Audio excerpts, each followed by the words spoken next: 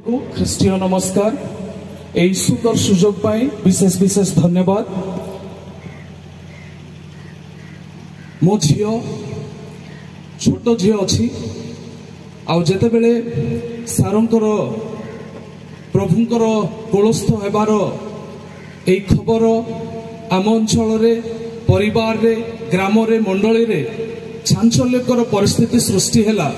ଏ କୁନି ଝିଅ ମୋ ବାପାଙ୍କୁ ପଚାରିଲେ कि बापा प्रभुंकर लोक माने प्रभुंकर कोल को गले बाही जगतर चली गले केउठारे रहंती। आउ बापा तांको नातुणी हिसाब रे तांको कहिले कि से माने तारा हे जानती, तारका सदृश से माने रहंती। राति रे से मानकु तुमे देखि पारिबो, से माने आलोक प्रदान करंती। वास्तव रे आमो अति प्रिय सार किशोर चंद्र दिगाल से जड़े तारका सेवक अटंती। आउ से अनेक प्रभु जीशु ख्रीष्ट आड़ को पॉइंट करथिले, दिग्दर्शन देथिले। आउ आम मंडली को विशेष करी प्रत्येक विश्वासी विश्वासिनी मानंकु प्रभुंकर वाक्य रे बढ़ाई थिले।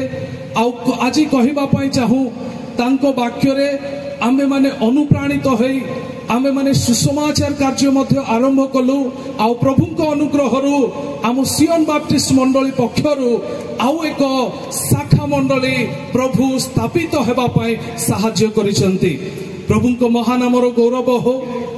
सारंक विषय रे गोटे शब्द रे जदि कहिबा पई चाहू तेबे सार आउ से जणे प्रेमिक थिले।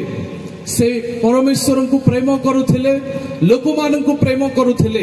तांको भाषा रे, तांको आचार व्यवहार रे, प्रति समय रे प्रेम तांको द्वारा उद्गारित होउथिला।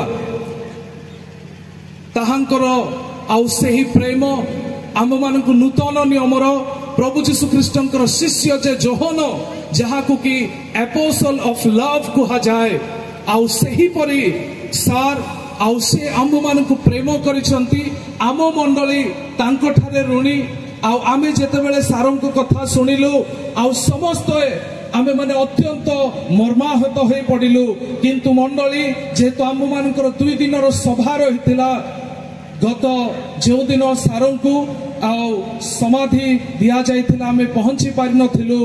किंतु मंडली समस्ते जेमती हेले मध्य एही सांत्वना सभारे जोग देवाकू पड़िबो।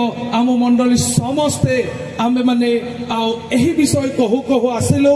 दीर्घ 7 घंटा आमे माने जर्नी करू करू आसिछु। प्रभुंक नामर गौरव हो।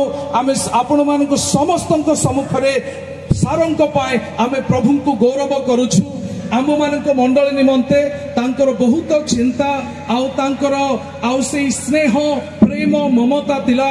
आउ सारा सिले दिने आम मंडली आउ गोटे सभा में आयोजन करिथिलु, जो स्थान रे कि प्राय 20,000 रु ऊर्ध्व लोक आसी जोग देथिले। आउ सार से स्थान रे से सभा रे जोग दे सभा को साफल्य मंडित करथिले। अनेक प्रभुंकर कार्यर आउ से साक्ष्य से स्थान रो आमे देखिबा को पारिथिलु। शेष रे एई कथा आमे कहिबा पई चाहू। विशेष करी प्रभुंकर प्रिय दासी एवं तांकर पुत्र कन्या अछंती एवं सेवार परिवार अछंती।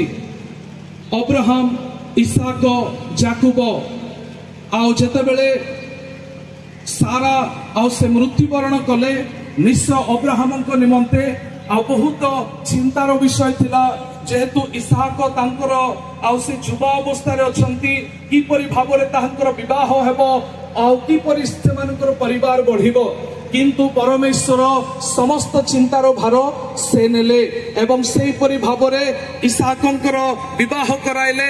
इसाकंक परे जाकुबंकर परिवार, जाकुबंक परे आउ परमेश्वर तांकर परिवार को केबे मध्य छाड़ी नाहंती। आज आमे समस्ते परमेश्वरंकर एही परिवार रे अंतर्भुक्त अटु।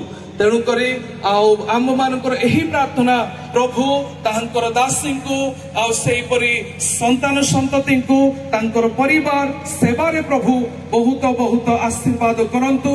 धन्यवाद आम गुमा सिंहन बाप्टिस्ट मंडली गजपति पुनर्बार आ विशेषकर प्रभुंकर दासी को आमे बहुत बहुत धन्यवाद दौचु एवं तांकर सांत्वना कामना करी प्रत्येक को नमस्कार सहित वक्तव्य आमे समाप्त करुछु। धन्यवाद।